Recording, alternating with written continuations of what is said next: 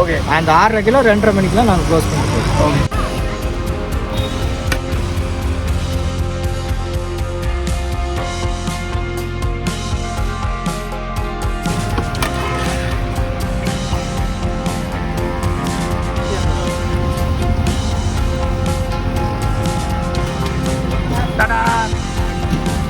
இப்போ வந்து நான் வந்து வெங்காய பச்சடி புதினா போடுறோம் ப்ளஸ் சேர்வைன்றது எல்லாம் கத்திரிக்காய் இது தான் லைக் பண்ணுவாங்க.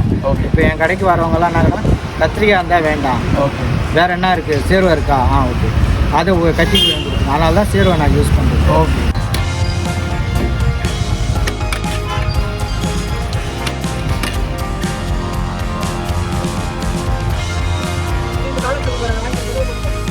பிரியாணி பொறுத்தவரை நார்மலாகவே 100 ரூபா 120 ரூபா தான். ஒரு 50 ரூபாய்க்கு கொடுக்கலாம் பிரியாணி, இல்லை ஒரு 60 ரூபாய்க்கு கொடுக்கலான்றது எப்படி வருது? அது எந்த அளவுக்கு லாபகரமாக இருக்குது? நாங்கள் வந்து எப்படின்னா, இப்போ நான் காலையில் டிஃபன் போகிறது 5 ரூபா இட்லி, 10 ரூபா தோசை. மக்களுக்கு என்ன எதிர்பார்க்குறாங்கன்னா, எங்கே நம்மளுக்கு 5 ரூபா இட்லி தராங்க, எங்கே 10 ரூபா, அதாவது அவங்க சக்திக்கு ஏற்ற மாதிரி தான் நம்ம கடைக்கு வராங்க. 2 தோசை சாப்பிட்டாலே போதும், 20 ரூபான்னு சொல்லிட்டு அவங்க பண்ணி கிளம்பி போயிடுறாங்க.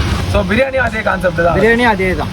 ஒரு பிரியாணி சாப்பிட்டாலும் 2 பிரியாணி சாப்பிட்றது இருக்குது. ஓகே. இப்போ நான் உங்ககிட்ட எதிர்பார்க்குதுன்னா ஒரே பிரியாணி கொடுப்பீங்கன்னு, ஆனால் அதை நான் சாப்பிட்டு பார்த்துட்டு அடுத்தது இன்னொரு பிரியாணி கொடுங்க, இல்லை ஒரு குஸ்கா கொடுங்க அப்படின்னு நான் உங்கள் கடையில் சொல்கிறேன்.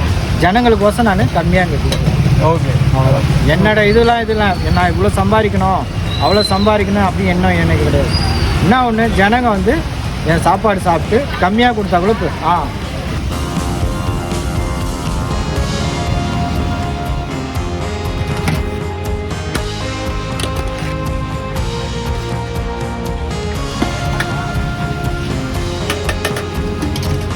நான் இந்த கேள்வி நான் வந்து எல்லாத்தையும் கேட்பேன். உங்களோட சின்ன ஆசை என்ன, பெரிய ஆசை என்ன?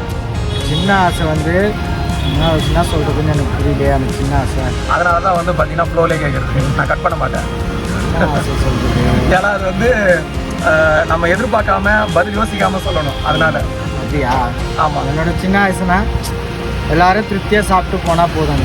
ஓகே. நான் கஷ்டப்பட்டாலும் சரி, ஓகே, ஜனங்க கஷ்டத்துக்குன்னு வரவங்களுக்கு அவங்களுக்கு சாப்பாடு கொடுக்குறது என்னோட சின்ன ஆசை. ஓகே. பெரிய ஆசை வந்து எனக்குன்னு ஒரு வீடு வாங்கணும். இதுதான் பெரிய ஆசை. Super super. வாடகை வீட்டில் இருக்கிறது ரொம்ப இதுவாகிடுச்சு. ஓகே. எனக்குன்னு ஒரு ஆசை, சொந்த வீடு ஒன்று வாங்கணும்.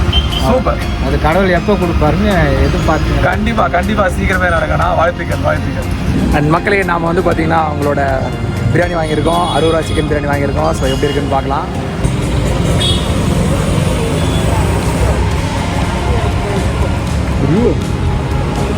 நிஜமாங்க எக்ஸ்பெக்ட் பண்ணல, நிஜமாக எக்ஸ்பெக்ட் பண்ணல. மாசுங்க, செம்ம மாசு.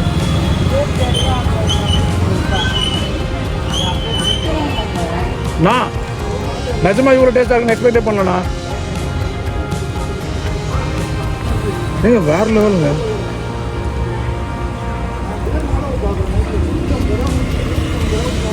அல்டிமேட். 60 ரூபாய்க்குலாம் இது ஐயோ சூப்பர். Chicken piece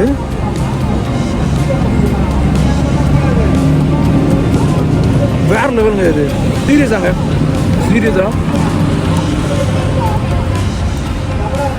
super.